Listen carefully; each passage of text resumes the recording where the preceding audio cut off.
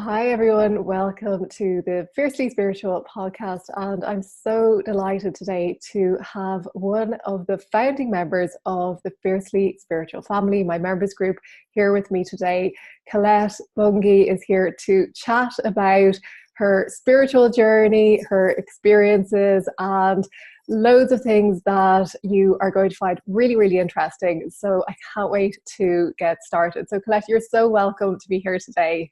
Thank you. I'm so happy to be here today. Yeah, it's lovely to chat because it's funny, even though you are one of the founding members of the Fiercely Spiritual family and you joined back in, I think it was the end of August, the start of September last year, we have been communicating, we've been chatting in like the forum, I've seen you on our live sessions and had a little bit of chat there, but this is the first time we've actually properly chatted together. Yeah, it's like a virtual world, isn't it? It is. Spiritual world. So Even though we haven't had a conversation as such, I feel like I know you so well. Yeah, I feel like that as well. Like with all the members of the Fiercely Spiritual family, I feel as though I know them so well, even though we don't, because we're all so supportive. That's okay. It's divine intervention. It always happens. Retrograde. So we'll ignore it and we'll continue on chatting. It's always those things that you think everything is set up, everything's going to plan, and then suddenly a telephone rings. It is definitely because my partner works from home as well. So okay, not to worry. Sorry. That's okay. So what I wanted to do was just to introduce everybody to you, introduce everybody to your story, and just to allow people to hear about what you've been through, the progress that you've made, the journey that you've been on, and just to be inspired by, what you're doing yourself and in your life, because I've been inspired by you, and I know that it is something that every day I see your progress and I see what you're doing. And I just wanted to share that with the world because it is such a wonderful journey that you've been on. Yeah, it's definitely a journey that I didn't ever think that I would be on, to be honest. I never thought I would like develop my spiritual side as much as what I have done now, through the help of like Fiercely Spiritual family. And I've so from the beginning, I've always, from a young age, been into angels. I've always like had a knowing in a way. Obviously, I didn't know back there that I didn't have a clue what my clairs were. That's just not something I would know because you're not taught that as a child, are you? To develop those sort of skills. I had senses. I had a knowing. I used to talk to my angels when I was smaller, and I didn't know I didn't have a clue who the angels were, but I just used to know there was something there. And then I've always talked to my angels, always. And then as I got older, I think it was sort of in my teens, sort of mid-teens, late teens, and I started developing anxiety, which I think it's so common now, anxieties, and I used to soak in people's, emotions and their pain, but I did obviously not knowing what that was neither, because now I know that I'm definitely empathic, so I soak in people's emotions. I used to go out and come back totally drained. This is when I was a teenager. And not knowing, I used to call it zapping. I used to come back and say, oh, somebody zapped all my energy today. And it used to be hours before I felt okay again. But obviously that's just something I didn't know.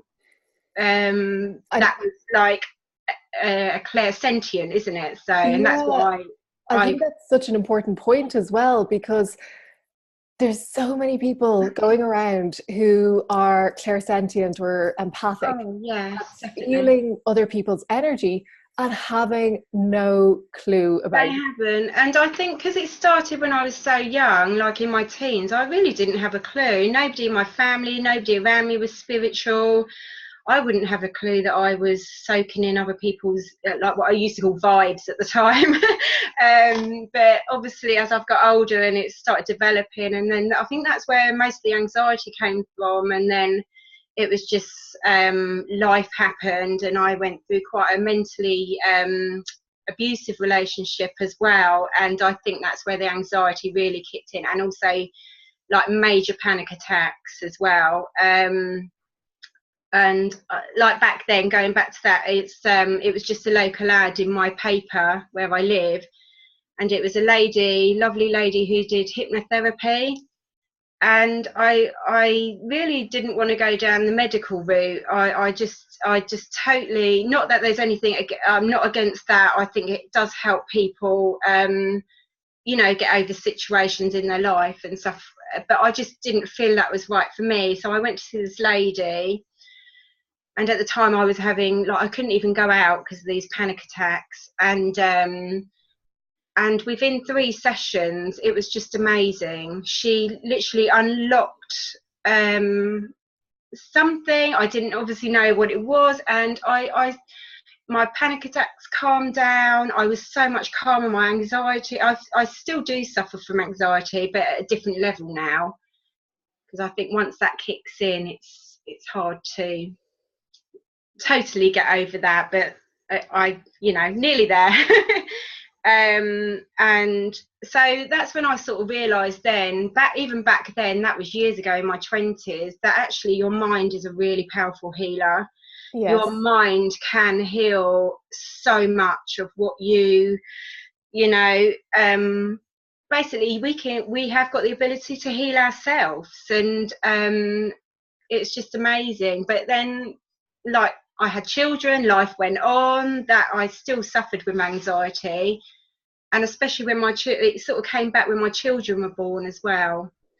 I think the sleep deprivation doesn't help. Yeah, even now with the sleep deprivation, if you do have that still, it's such an anxiety is, it just comes back, doesn't it? And different points of your life. And I think, say going back, it was 2 years ago when actually I was just so fed up with old patterns, old thoughts coming back, and I'm thinking, hang on a minute, I don't want this anymore.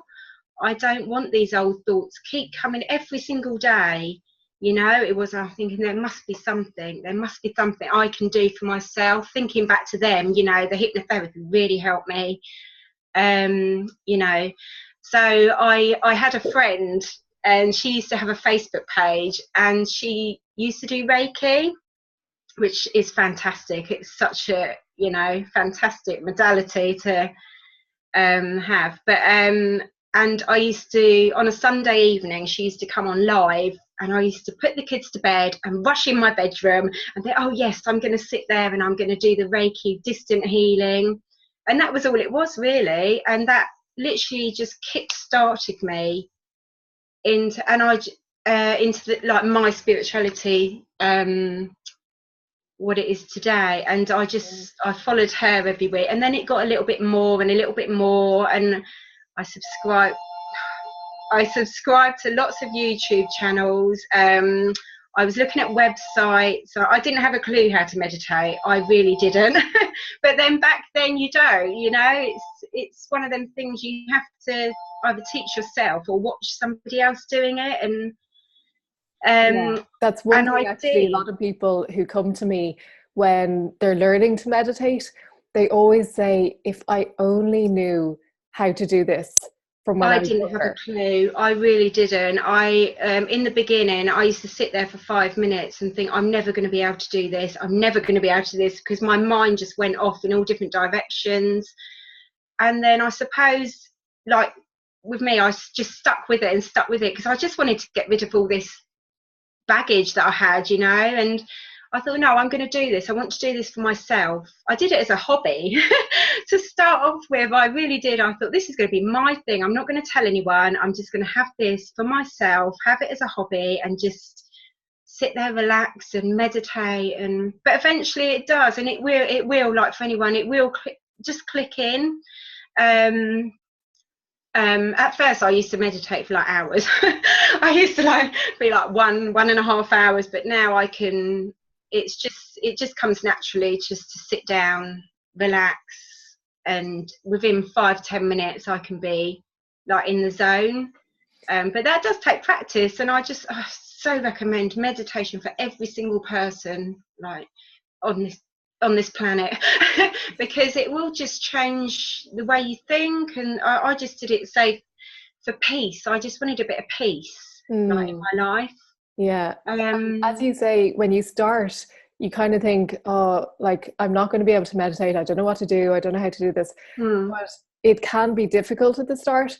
But then once you start feeling that peace, it's like you can't go without it. You have to plug in and get your fill of like peace and calm. Yeah, you totally miss it if you don't do it for like, if I didn't do it for a day, or I know for fact, I still do actually. I do it in the evenings because I'm a housewife. I've got children. I've got school runs. I've got things to do during the day. I've got mundane like things to do. So I suppose it's just you having that time. I mean, I do it when the children are in bed, and you know that's my time. Then I can just have an hour where I can meditate or do my spiritual like practices that I do now, and I just love it, and it benefits you so much. It's not about in a way, for me at first it was all about the peace, but now obviously doing the meditations and practicing, you know, it's other things have opened up. Your guardian angels come in, your guides come in, but that all comes in time, doesn't it? It all, you know, it goes round, and then they all come in. So I've got all three of them now. I've got my guides, I've got my guardian, and I've got peace as well, which is fantastic. That's brilliant. And I think so many people do start off that way, where they're just feeling anxious or feeling stressed, or you know, can't get out of their worries, and they start to meditate just to find a little bit of peace, a break from the constant barrage of thoughts and worries. And then suddenly they find that they maybe feel, you know, a sense of peace around them, but it's more than that. It's like a presence, or you know, it could be their angel or their guide, and then they start opening up to, and it's, you know, not everybody feels the same thing. Everybody has different experiences, and some people meditate and they don't necessarily feel their angels and guides, but because you're so empathic and you have that sensitivity, obviously that was opening up more and more for you. I think it is as time progresses, you just say, I am clear sentient, which I know that even now I've got tingles just talking about spiritual. Like if I talk to other people about spirituality, I just get tingles all over my body because I'm so like sensitive and so, you know, clear sentient. But say other people have different experiences like vision, or you know, or different things, don't they? But I just think also like say for instance my daughter, you know, and I also did it for her because I think she's got a little bit of the spirituality, like clear sentience as well. So I want to help her, and I don't want her to go down, you know, I just want to give her the tools to cope with, like maybe if when she grows up, she's 9 now, but when she grows up she might, I don't want her to, I think a lot of children do suffer with anxiety, and there's so much, I mean, when I suffered, there wasn't anything, there wasn't the internet, there wasn't anything, so you know, you really did sort of have to battle it out in a way. And but now I just think it's so important, like the world we live in, for children to have these tools of, and meditation is just such a mindfulness as well, which I know a lot of people do in schools now and stuff, but I just think children just need it so much, and they don't want it to be knocked out of them as well. I feel as though, like, you know, when I was younger, obviously that I weren't able to progress, whereas my daughter, and she says, oh, she senses things like me, and I don't want to knock that out of her. For instance, I've got an instance where I've been teaching myself to see people's auras, you know, like and it's taken me weeks, you know, because I'm not a visual person, but I've eventually done it. And I just went into my daughter's bedroom and I said, oh, Mummy's like learning herself how to, and I said, can you see an aura? Mum, yes, Mummy, it's blue. Straight away. And I was like, oh, wow. Oh, I was gobsmacked. I was like, I've taught myself for weeks how to see an aura, and I've just got in and asked her. It's amazing, isn't it? Because children are so open to all of that, and often their abilities, you know, their clairvoyance and clairaudience. Well, everybody has that when they're born. All babies are born that way. They're born seeing angels, hearing spirit, and it's only as we start to become more identified with the physical world that those things shut down, and we don't realize, we don't remember that we had those abilities. So children, especially because you're following this path and you're opening up more and more, sometimes when we're working on ourselves and we're doing this work, our children's abilities stay open because they're in the environment and in that vibration of that energy around you. It's all the energies, isn't it? And if I'm reading books and stuff, they're so interested. Even my 3-year-old, he's so interested in, like, just coming up to me. I mean, I even do the protection with the Archangel Michael with my 3-year-old son, and he knows exactly what to say now. We do it in the car, we do it at home, we do it like when he wakes up, and he just knows. And I think that's fantastic for him to have that little bit of to start off with, you know, that tool to progress in. And if they want to use it when they're older, they can. If not, then they can leave it, you know. So at least they know there is something else. Yeah, and I find that so reassuring when I'm sending my boys off to school, and I know that I can say to them a prayer with their guardian angel, and I can say to imagine themselves, you know, surrounded in blue light or protective light, and then I'm able to let them go and be confident that they can go off and, you know, spend their day in a mixture of other people's energy and still have their energy protected and not be picking up on everything. Yeah, because say if they are empathic, like clairsentient, and pick up people's, it can affect their whole day, can't it? And they don't know when they're younger if they are picking up people's energies and stuff. They just go about their day. But as you get older, I think if you can use that and protect yourself and ground yourself, like what I've, you know, I mean, protection and grounding isn't something I used to do at all until I joined the Fiercely Spiritual family.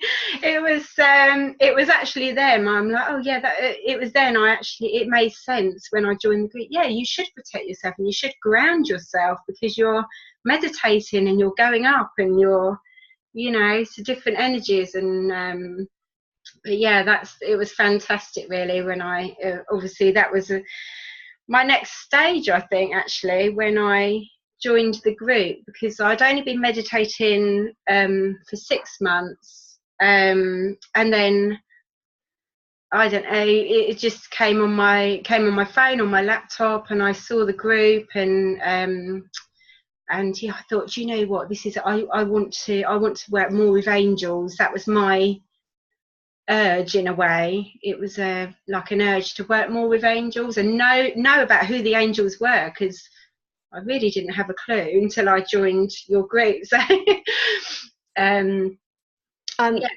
love that you had been meditating yourself. You had been literally learning through you know, some YouTube videos and Facebook and doing it all yourself, and then you joined the group and you learned about, as you said, the grounding, which is part of the spiritual foundations, where we learn all the basics, and then just going on to, you know, learn about all the other things that we're doing, the training and the lessons and all the meditations.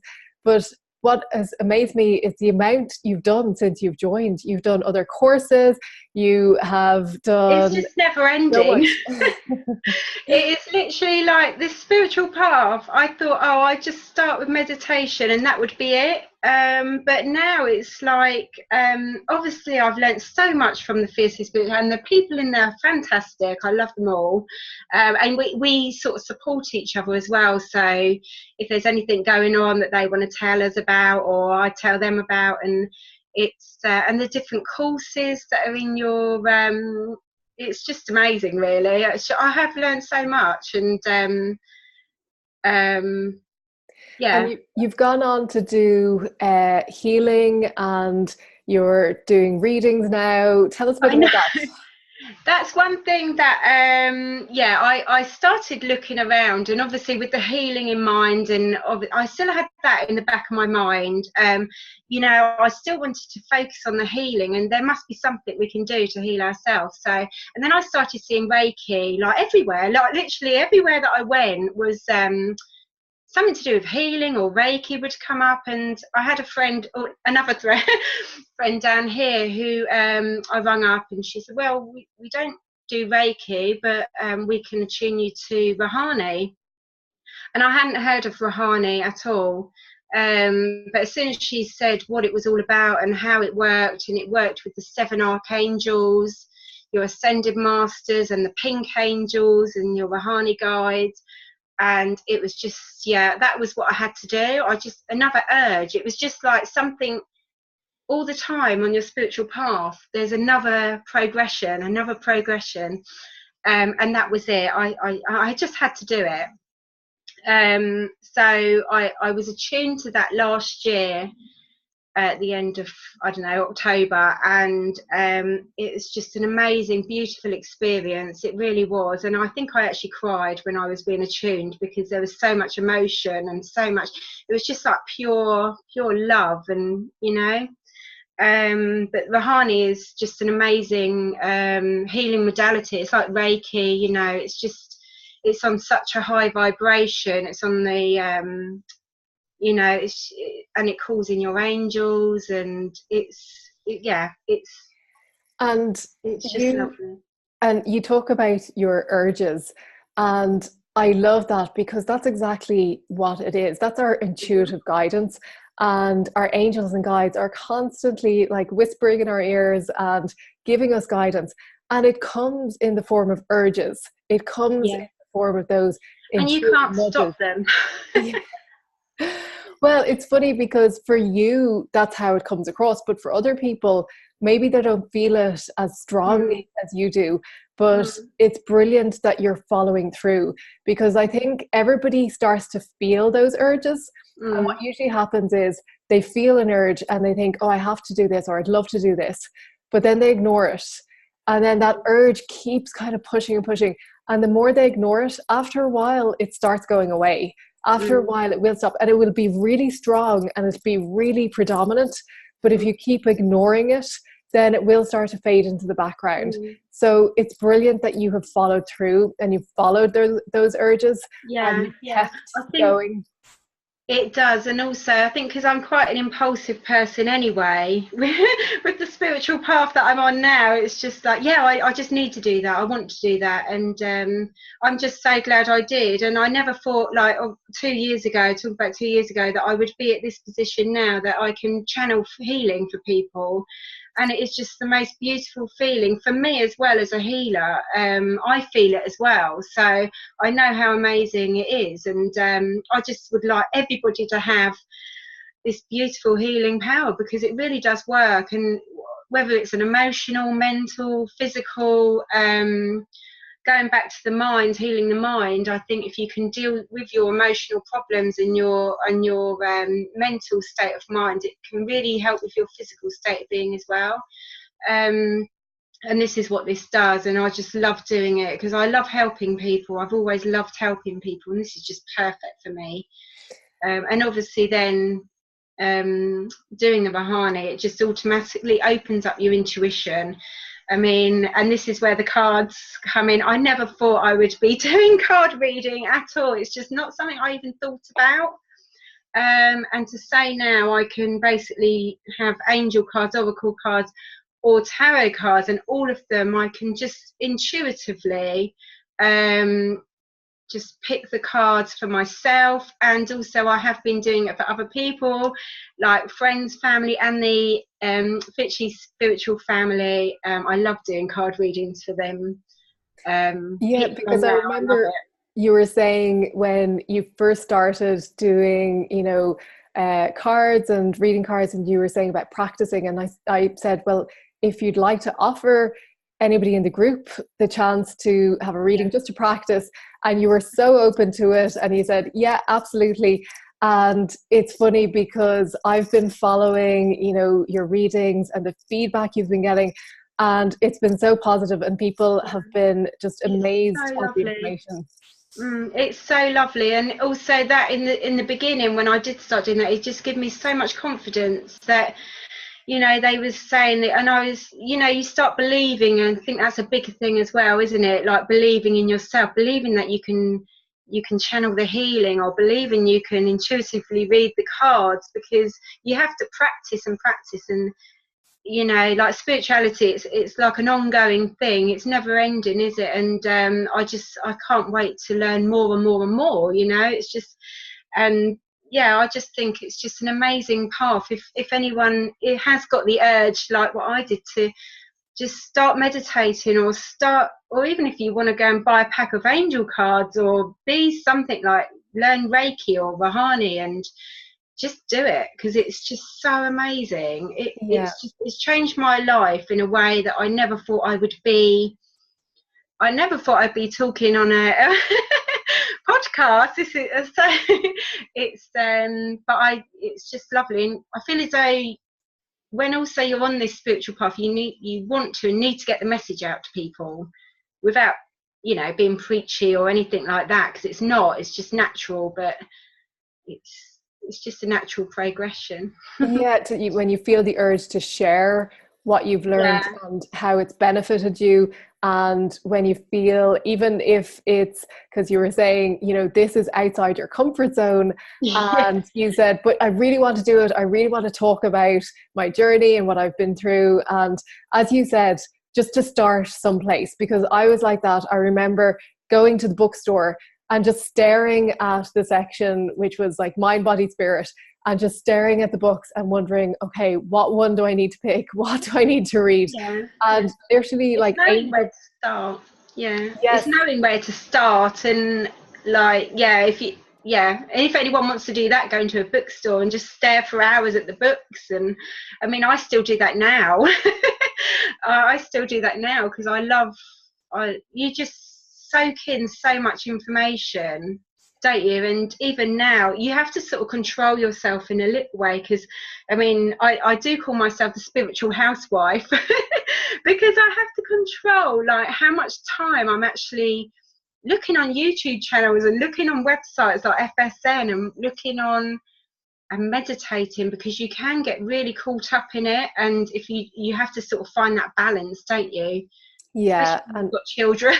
That's exactly why I created the group, because I think when you're going down that path and you start, you know, reading, and you might read one book on meditation, another book on mindfulness, another book on, you know, the power of now, and it's like there's so much to take in. And what I want to do is just really simplify it and say, okay, here's the spiritual foundations, this is where you start, this is where you can progress to, this is the next step, and just what I've learned, and I know that's worked for me, and just share that in a simple format and give the support to people. I think that's the key, isn't it? Like, to make it as simple as possible for people just to get into it, and then they can make it, or like teach themselves things, or as much as they want them. But as long as they know, like what you said, the foundations that are in the core, in the, you know, fiercely spiritual family, as long as the foundations are there, and then you can just progress, and you can take it as far as you want, can't you, really? And it is amazing. I mean, through myself as well with the cards, I can notice myself feeling more, and I think that's down to more coming in, like intuition, and on the verge of mediumship as well, because I have sometimes you get like an overwhelming sense of, which is, I think, something completely different. But you know, I don't mind that, it's fine, you know. So yeah, just going with whatever comes up, whatever needs to come in or come through. And I think it's important to say, you know, you mentioned that 2 years ago your life was completely different. You weren't open to, well, not to say you weren't open, but you weren't doing any of this. I wasn't doing any practices whatsoever. I really wasn't. I still believed in angels. I still had a chat to them now and again, and just didn't really, you know, connect. I don't think, for me, it wasn't proper, but I think really they have helped me in my life, even if I didn't know I was connecting properly. In a way, I probably was, but yeah, I know I didn't have any practices in place whatsoever, you know. So this is all progressed. So, and also my crystals and I mean, I didn't have a clue even 6 months ago. Actually, I didn't have a clue. I didn't own a crystal at all. But now I'm fascinated, absolutely fascinated by them. I really am. Yeah, They're 'cause amazing. you posted a picture in the group of your collection of crystals, and I know you're putting them out for the full moon to cleanse them and Yeah, every to full moon. Yeah, recharge them. Yeah. yeah, And it's funny because I think it was Gabby Bernstein who coined the term spirit junkie. And it's a bit like that. Once you start, it almost does become addictive when you realize, oh, I can feel this level of peace, and oh, I can like connect with my angels, and oh, I can actually talk to them and get answers, and I can follow my yeah. intuition. And It it's just like, snowballs. yeah, But, absolutely. yeah, and that's In how a I good feel way. about my crystals. That's how I feel about my crystals now. That I say sometimes I say they're like my babies. It's like, you know, nobody touches my crystals. I look after my crystals. Even like I don't put them out in the really cold weather because it's too cold for them. It's just mad. But yeah, and I meditate also with my crystals now.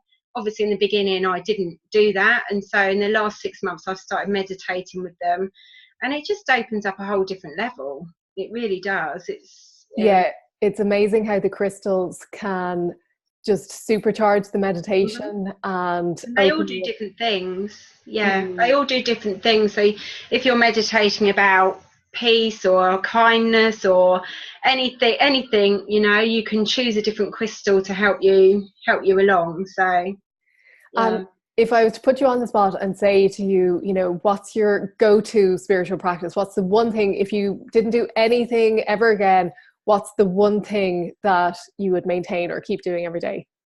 Oh, that's difficult, but I would definitely say meditation, because that is just something that I would definitely carry on doing it every single day.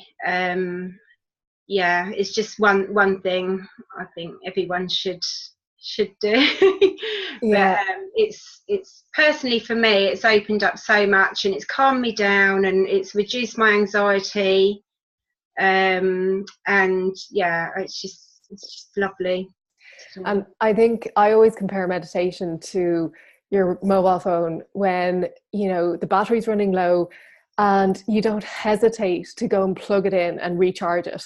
And Mm. that's exactly what it's like when you're after being working a full day, you've been Yeah. immersed in all this energy and you Mm. go home and sit down and it's just like plugging back into your source, to your Yeah. power and recharging. It is, and it's yeah. Anyone that is sort of, you know, I mean, I used to work in an office, a big office, and it's just, and I used to come home totally drained. And I wish back then, if I'd have knew, I wish I'd have meditated years and years and years ago, because that environment didn't do me any good whatsoever. You know, I was so stressed out every day and coming home feeling low, and it weren't a good, you know, vibration to have. And yeah, I just, if one thing comes from this, just start 5-10 minutes every day and just see how you go, you know.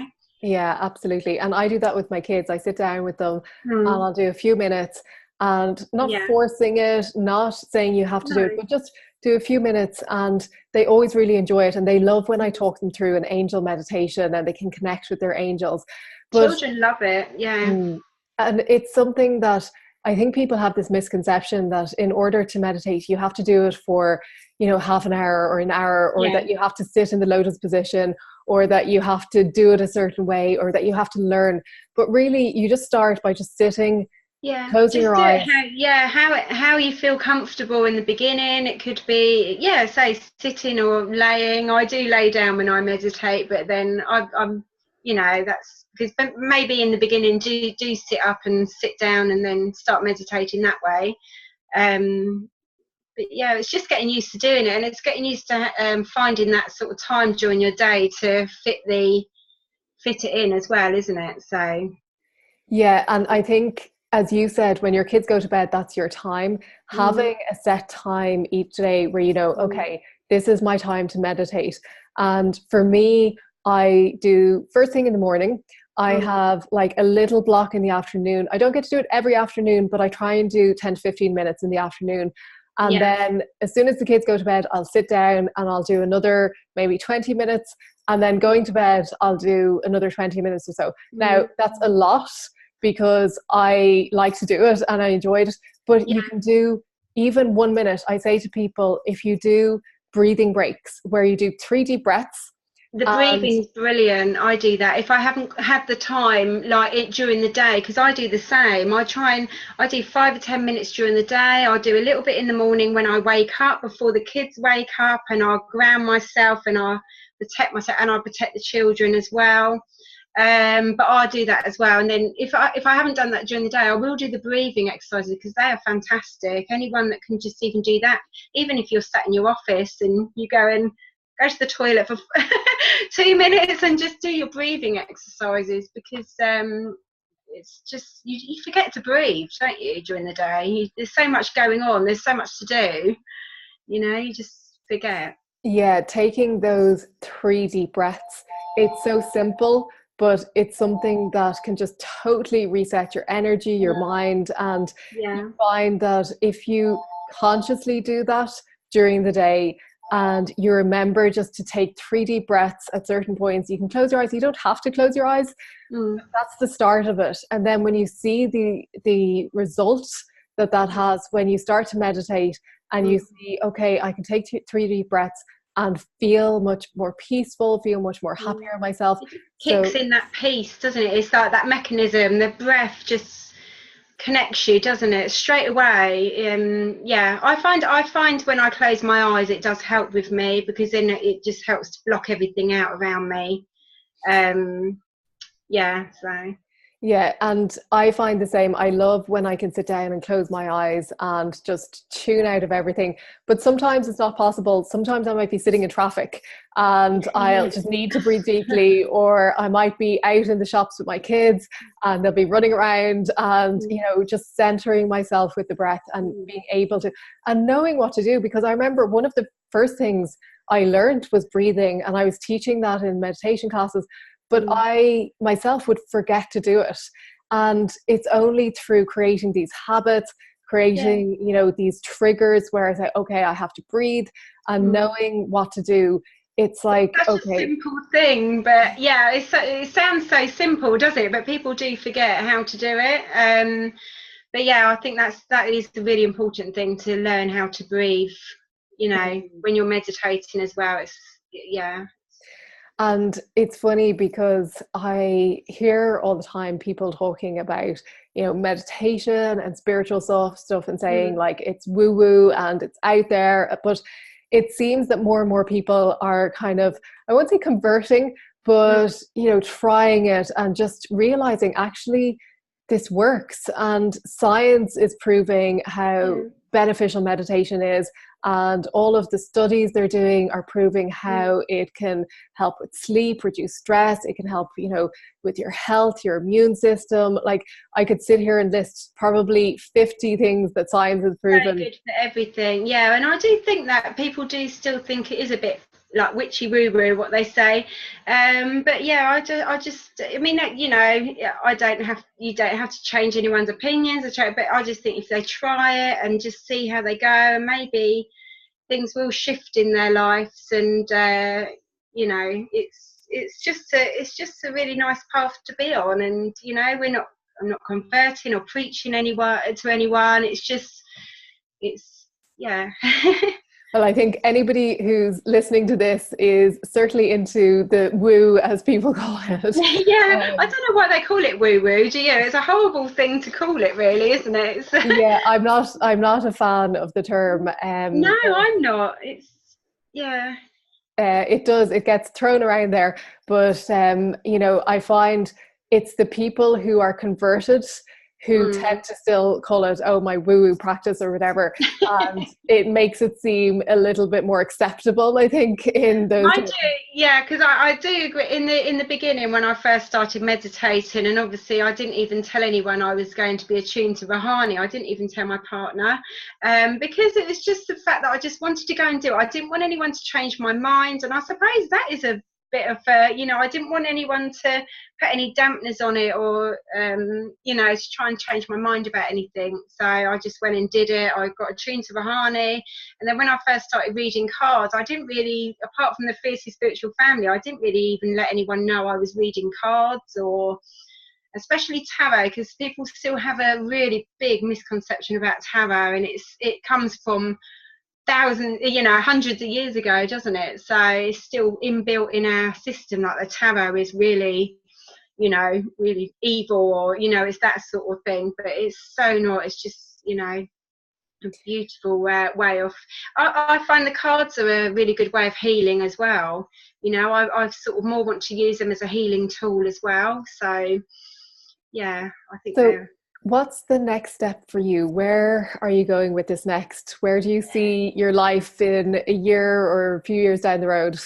Yeah, well, I have been doing more and more Rahani. I've been trying to get the word out there locally, and about this healing modality, which is absolutely beautiful. And I have actually had a few clients, and I'm hoping to build on that and hire a room and do that, and just build on like the healing side of it, really. And then if people want their cards read as well, I'm hoping to go into that.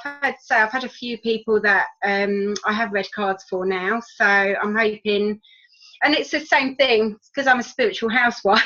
It's that getting time to incorporate everything, and like trying to start up a healing practice and involve the cards as well. So hopefully, yeah, I might even decide eventually to do a website and promote my Rahani on that as well. That's so amazing. I think having gone from 2 years ago being in a totally different place and suffering from anxiety and not having done any of this, to now being in a place where you're looking to set up your healing practice and to help other people and to give back to other people and just to share your gifts. And it's so courageous, because a lot of people have these gifts, but they keep them to themselves, and they don't share them with the world through fear and through a fear of being seen, which is totally natural. And it does take so much courage to step out there and to do what you're doing. Yeah, thank you. I think it really does, because say I'm quite a private person. I'm quite not an introvert person anyway. So to do this, I find that anyone that I talk to and they've got any ailments or anything, I just find myself just blurting it out basically and saying, I can help heal you if you like to, and I just want to get the word out there that I can help with ailments or emotional issues, or it's just a fantastic healing modality to. Yeah, and it's wonderful to be able to share that, and just to boost your confidence as well, as you said, having shared your healing with a few people and realizing, okay, this is helping and I can do more of this, and I can offer this to people and help them with what they're going through. And it's wonderful to be in that space and to do what you love, to share what you love. That's what I really want to do. I really want to just share it because I love it, and I know, like, through being attuned to Rahani, I healed myself first through Rahani, and then obviously then to be able to offer it to people now who have got issues and emotional issues and ailments and physical ailments, then I would just love to help them as well, because I know how powerful it really is. So yeah. So if you could offer one final piece of advice, if somebody is kind of tuning into their spirituality or their gifts, or even just wanting to find that peace and looking where to start, what to do, what would you say to them? I just say start little but often. If you want to start with little bits of meditation, and if you think, when at 9 o'clock at night, 10 o'clock at night before you go to bed, or in first thing in the morning before you start your day, I would definitely start off with meditation and then see how it progresses, because that's what I did, and it really did help me. And now obviously it's opened up a whole new world to me, and I know that it does work, because I'm just a normal person that just started on their spiritual path 2 years ago, and I know that all these practices do work, and it's just fascinating. But be warned, because once you get on it, you can't get off it. Once you get on the spiritual path, you just can't get off. So it's amazing. I think that's why when your angels or your guides see that you're opening up to it, they're like, yay, she's like listening. They love it. Yeah. They absolutely love it, don't they? And that's one of the reasons why I set up the group, because I think people do have that appetite once you start to get into it and you're like, okay, I want to learn more, I want to grow, I want to ask questions. And a lot of the people who are in the group said they had nobody to talk to and nobody to communicate with. No, you don't, and it's awkward, because you just want to, like, even like you can have a best friend or your mum or whoever, and you just can't really talk to them about it, because if they don't get what you're saying or get what you're like understanding it's just so difficult. And that's why I think I just wanted to join the I call it the FSM, but it's Fiercely Spiritual Family, because then you know that you've got like-minded people in that group that know exactly what you're going through, if they're having their spiritual journey as well, and you can talk to them and they can talk to you without thinking like you've asked a silly question, or because some things, like when you're first starting off in your spiritual journey, you don't know anything, you don't know how to protect yourself, you don't know grounding. But somebody who's been on that path for years and years, they'll be like, oh yeah, well, this is grounding, this is that, all different kinds of things. So it's just so lovely to be in that. Even now, I think I still ask questions and post things, and because it's never ending, is it? It's just a never ending journey. Yeah, and I've even learned a lot from the members and topics and conversations that have been coming up as well. Yeah. So I love that aspect of it. Well, I think you're such an inspiration, and I just am so amazed at how far you've come in such a short period of time, and how you've opened up so much to your gifts, and you're sharing them, and you're following your path, you're doing what you love. And I just think that it's so inspiring. And to think that 2 years ago you hadn't done any of this, and it's just wonderful to see your progress. So thank you for sharing with us, and thank you for being here. And it's an inspiration, and you continue to inspire me every day. So thank you. Thank you. And I want to say thank you to you as well, because you took me to that next level as well of my spirituality. And it just really, really helped. And I love it every day, like looking at your courses, your mini courses, and seeing what's new every month. I get so excited when you post a new like mini course or anything like that. It's just, so I think you're just amazing as well. So thank you so much. So we'll finish there, and thank you for sharing your story, and we will be back next week with another episode of the podcast.